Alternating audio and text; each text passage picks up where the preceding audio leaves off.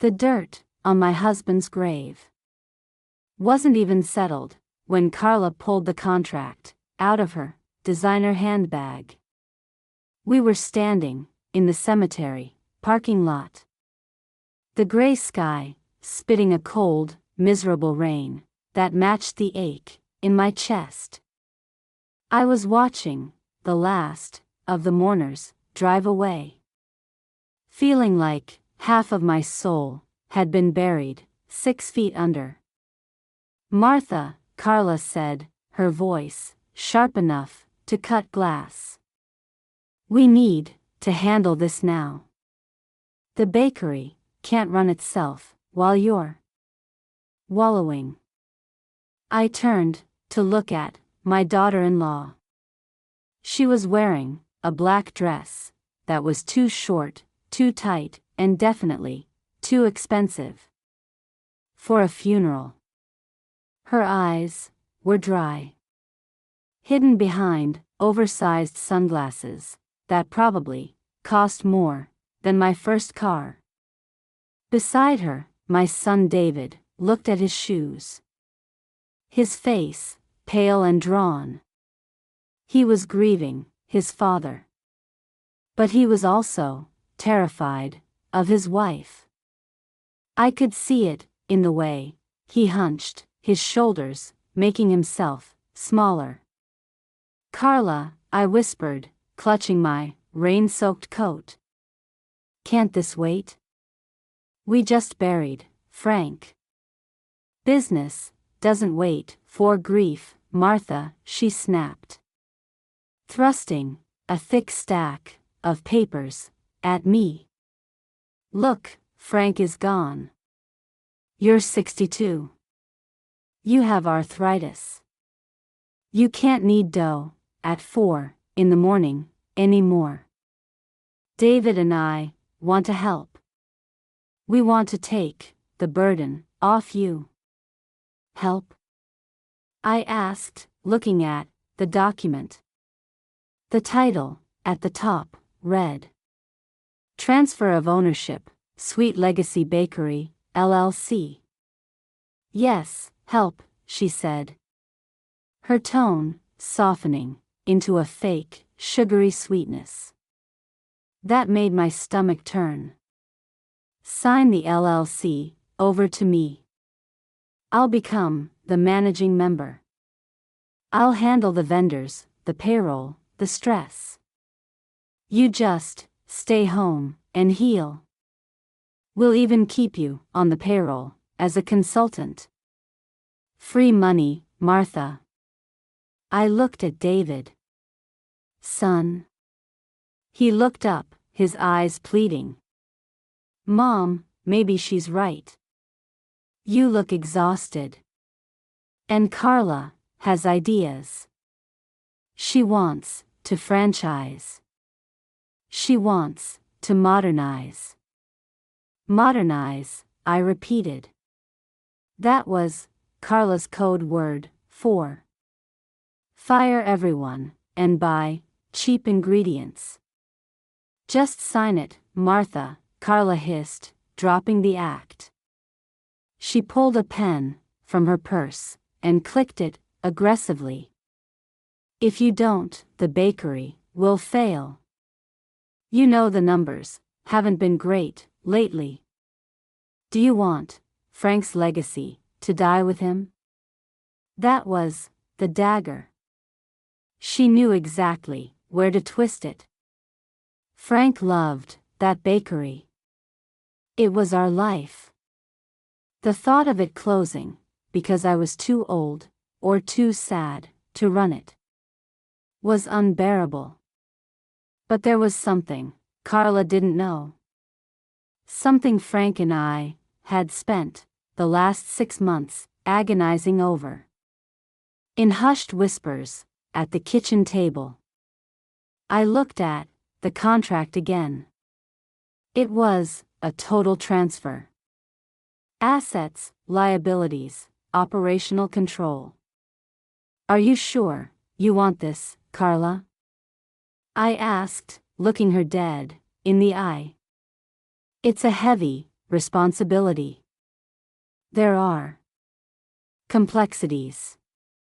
I have an MBA, Martha, she scoffed.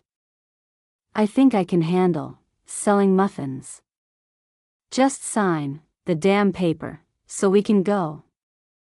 I looked at the rain falling on the cemetery asphalt. I thought about the secret Frank and I had carried. And then I looked at Carla's greedy, impatient face. I took the pen. Okay, I said softly. If you want it, it's yours. I signed. Carla snatched the paper away before the ink was even dry. A triumphant grin spread across her face, ugly and predatory.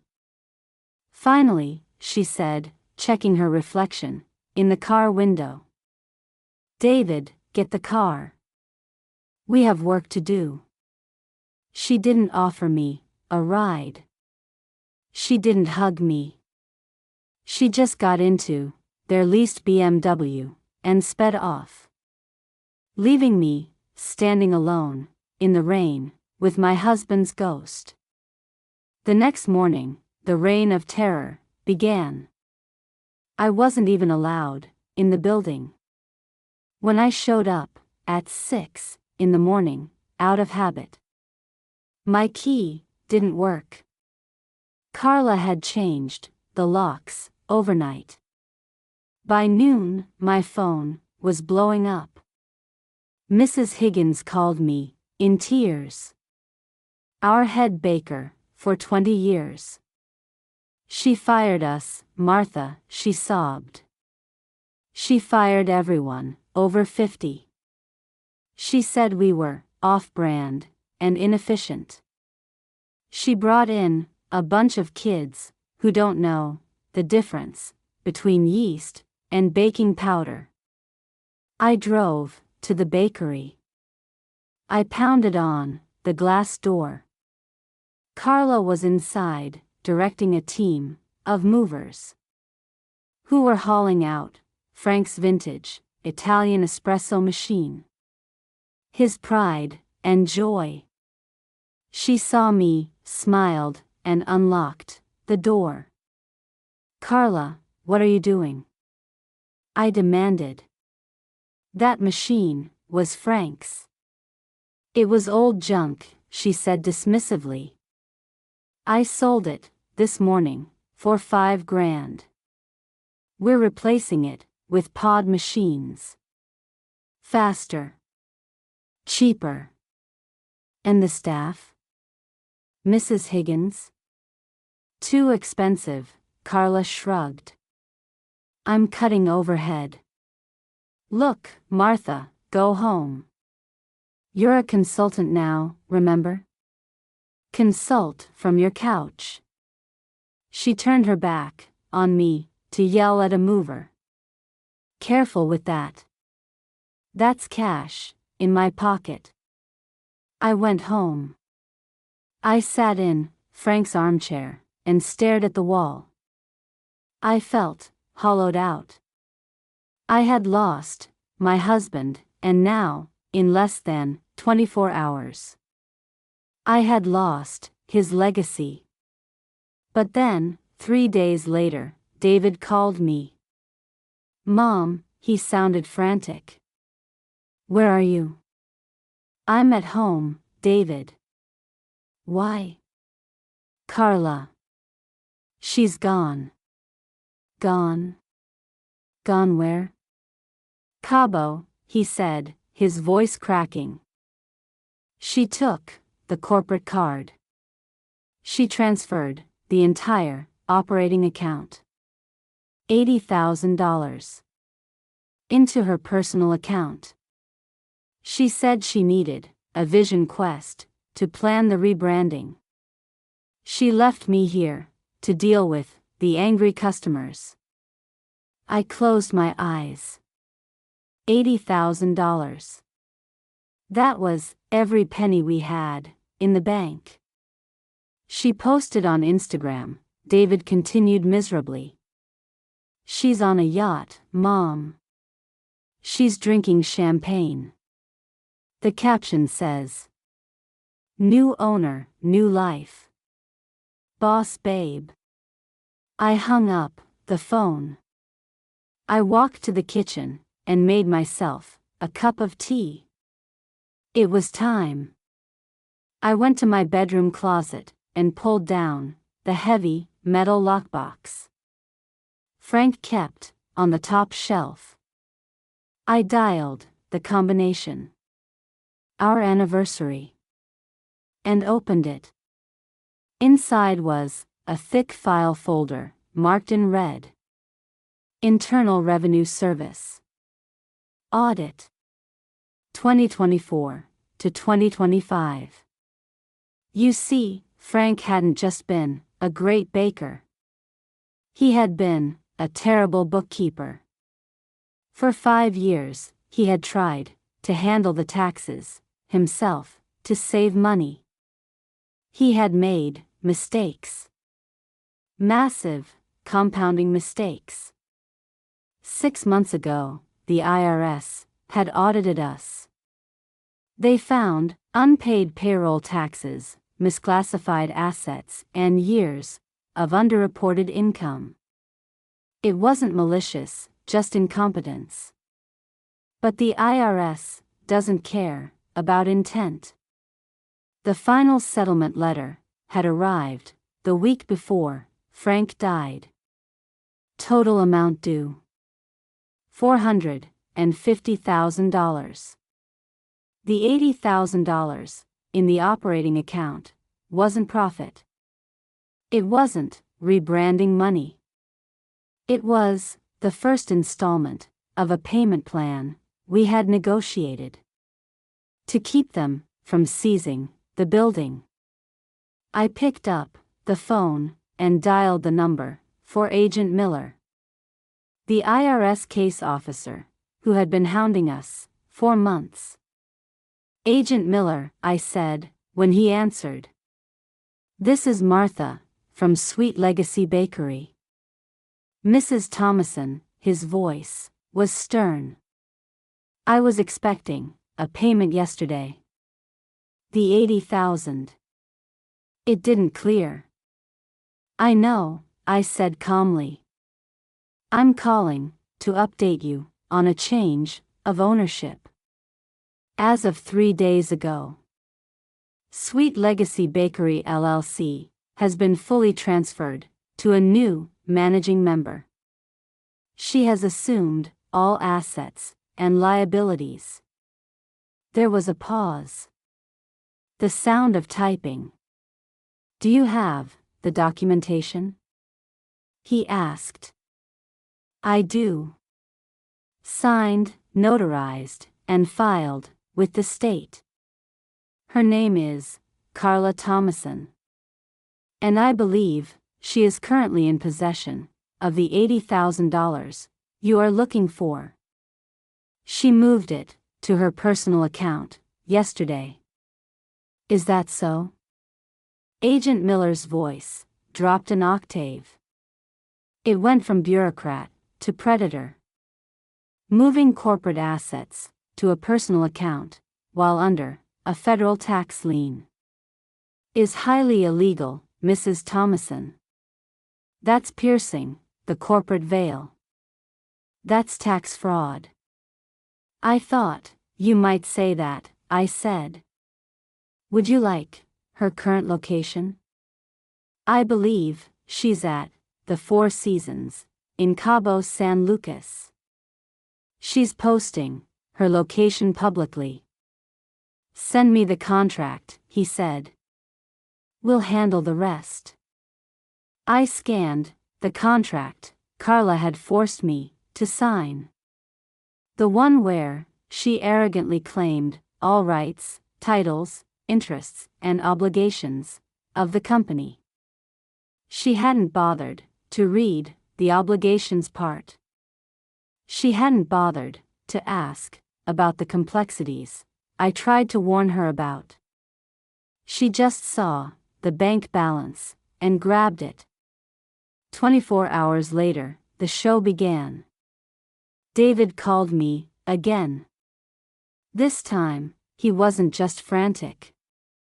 He was hysterical. "Mom. The FBI is here." Well, maybe not the FBI, but guys in suits, with badges. "They're seizing the bakery computers." "Calm down, David," I said, sipping my tea. "What about Carla?" "She called me, screaming.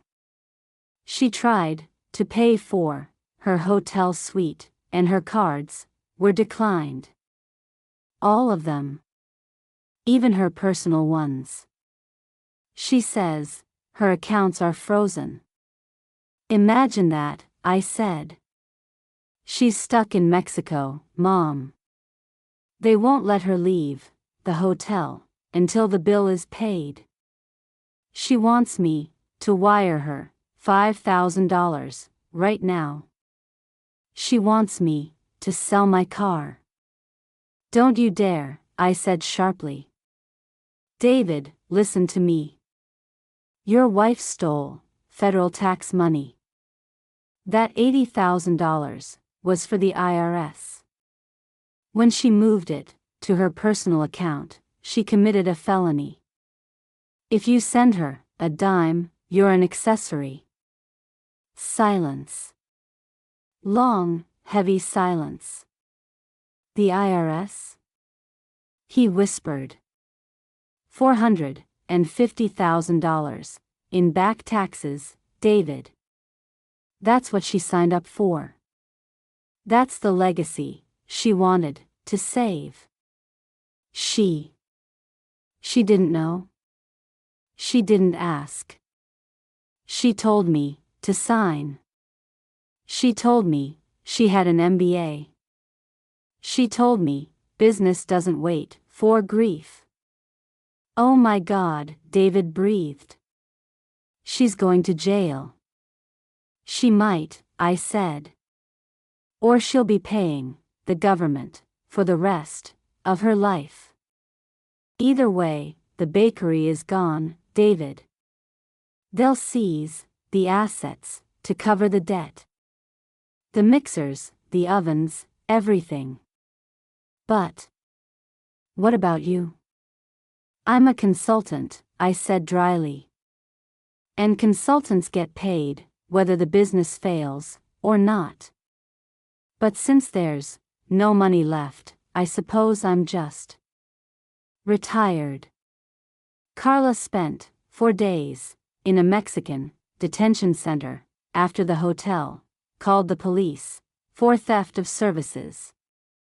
When she finally got back to the U.S., thanks to her parents bailing her out, she was met at the airport by federal agents. She wasn't wearing her oversized sunglasses then. She was crying, her mascara running down her face, looking small and terrified. Because she had signed the LLC transfer personally, and because she had commingled the funds by stealing the $80,000. The IRS pierced the corporate veil. They went after everything. Her car. Her savings. Her future wages. The bakery was seized and auctioned off. It broke my heart to see the closed sign on the window. But frankly, without Frank, it was just a building full of sad memories. David filed for divorce a month later.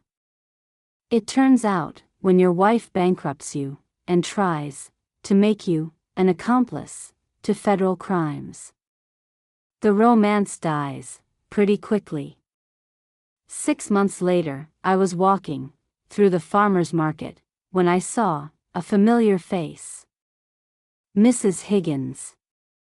She was running a small stall, selling her famous cinnamon rolls. "Martha," she cried, wiping flour off her hands to hug me. "How are you?" "I'm surviving," I smiled. I miss the smell of yeast.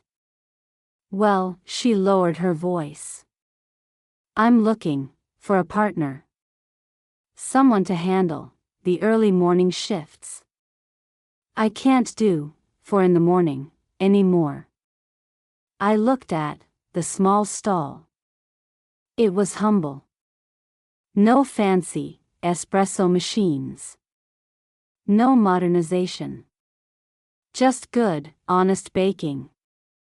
I have a little money saved, I said. From Frank's life insurance. The IRS couldn't touch that. Mrs. Higgins grinned.